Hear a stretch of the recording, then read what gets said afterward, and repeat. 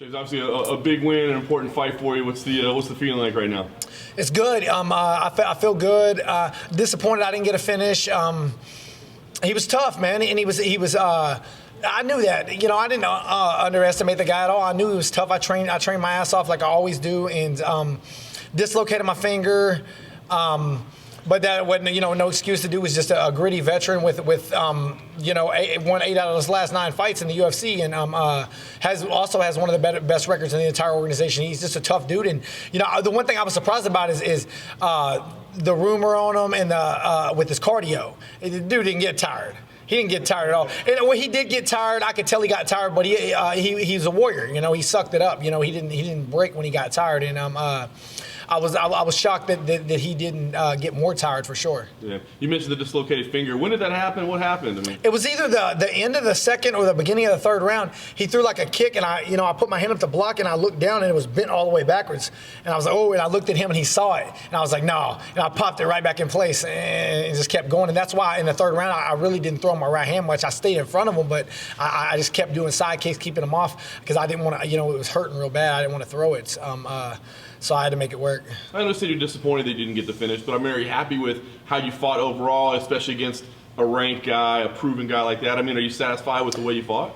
Yeah, and Trinaldo, Trinaldo's beat a lot of guys that were supposed to be like me. They were supposed to be up-and-comers, and he shut them trains down. And, I knew what was at stake. I wasn't going to let that happen.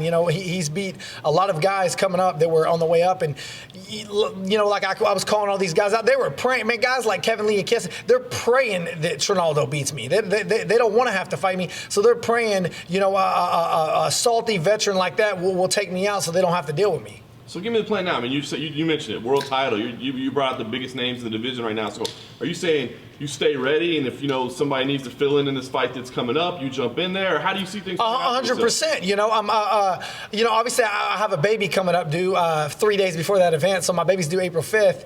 But my goal in my mind, my destiny is to become a world champion. I work my ass off. Some of these guys have been training for 10 years longer than me, and I've beaten them all. I have one of the best records in the entire organization, 9-1. You can't name probably 3 other guys that have a better record than that. Khabib is probably the only one because he's never lost. So 100%. I'm ready to fight for a world title. I'm ready for these guys. I've been training. I've been working my ass off for the last 11 years to get to where I'm at, and my skill set is at all-time high, and I'm 100% ready for these guys. And last thing for me, you think you'll finally get the respect that you deserve, or do you think you're still going to have to keep, shouting it out? I don't know. I wish I would have got the finish, because it would have did me more justice for sure. I'm pissed because I rocked him real bad in the first round, and I rushed in and I let him change levels on me, and then get the takedown, and then we got scrambled up, and he got his wits about him. So I'm pissed I didn't get the finish, because that would have looked better for my case. But I really didn't take any damage that fight, and besides my hand, kind of a self-inflicted injury basically, and I better get some respect, and I'm hoping, at this point I'm ranked, after this fight I'll be ranked in the top 10, I'm hoping. Looking on social media, I mean, a couple of guys kind of responded to, your call out, like Michael Chiesa posted a little thing. What did he say? I bet he did. It was just a little picture kind of like dismissing, your call out. Yeah, that's cool. So, I mean, with these guys, like, obviously you go out there, you get win after win. Is there anything that you can do that you see that you can, get these guys' attention? Basically, the UFC is going to have to force these guys to fight me. Sean Shelby tells me on the phone, he's trying hard as he can to do his job. He tells me these guys want no part of you.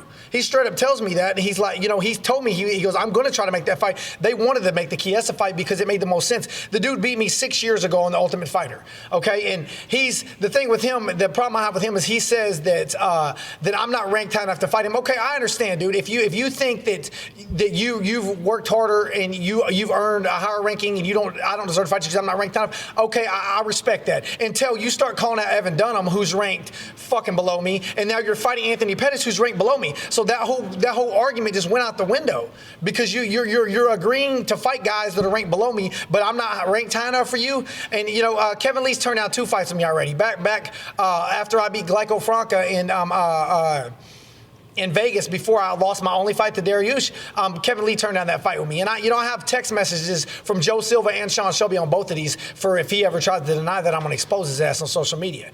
I mean, he hasn't really denied it. He just hasn't even mentioned it. They don't want to mention my name. I don't care. I'm done with these guys. If they don't want to sign, if they don't sign the fights, I don't care. They don't have to fight me. I'm thinking Khabib. I'm thinking Tony Ferguson. I'm thinking McGregor. I'm thinking world title fights. I'm 9-1. I just have the same record as Conor McGregor has in the UFC. So I mean, to say that I'm not worthy to fight these dudes is a joke. I am worthy, So I don't give a fuck if Kevin Lee and Chiesa don't want to fight me, or Dustin Poirier, or Justin Gaethje. Justin Gaethje was running his mouth back early this summer. The dude's a fucking punching bag. I'll knock his ass out. These dudes don't want to fight me, man. I don't even care. I'm thinking above that. Just going back to the dislocated finger, could you talk about your mindset when it happened? The perseverance factor. Were you worried about it at all? Yeah, I mean, it hurt. I ain't gonna lie, it's never happened. I dislocated my toe before in practice, but I've never dislocated my finger. And at first I was like, oh, is it broke? Is it dislocated? And I popped it.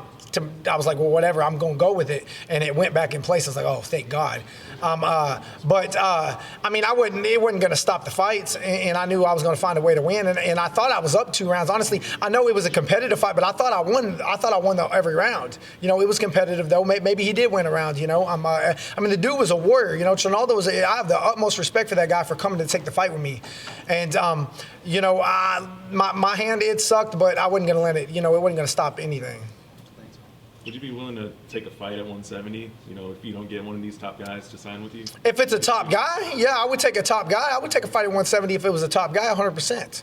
But if I move up to one, everybody's like, this is what I don't understand. Everybody's like, oh, James Vick's too big for the weight class. First of all, there's plenty of guys. Kevin Lee said he walks around at 195 pounds. There's plenty of guys who walk around as bigger than I do.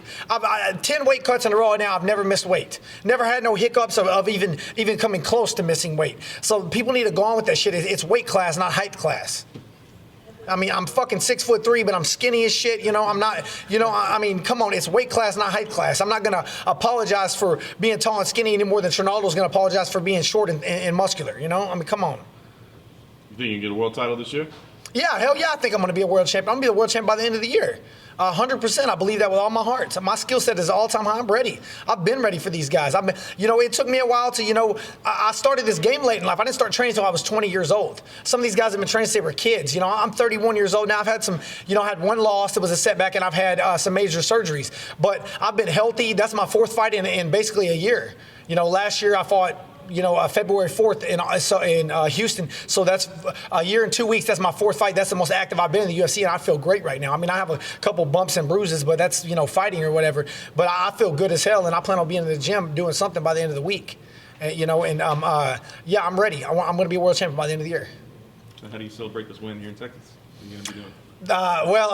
So I've been gone a lot for my girlfriend's pregnancy because the training camps and fighting and stuff. So I promised her we're going to stay in Austin for a couple days and do all this, romantic baby moon is what she called it, stuff that she wants to do. So I'm doing that, and basically I'm just going to eat a bunch of food. And then I'm going to go home and I'm going to go wild hog hunting, and I love hunting, and I'm going to go hunting and have some fun.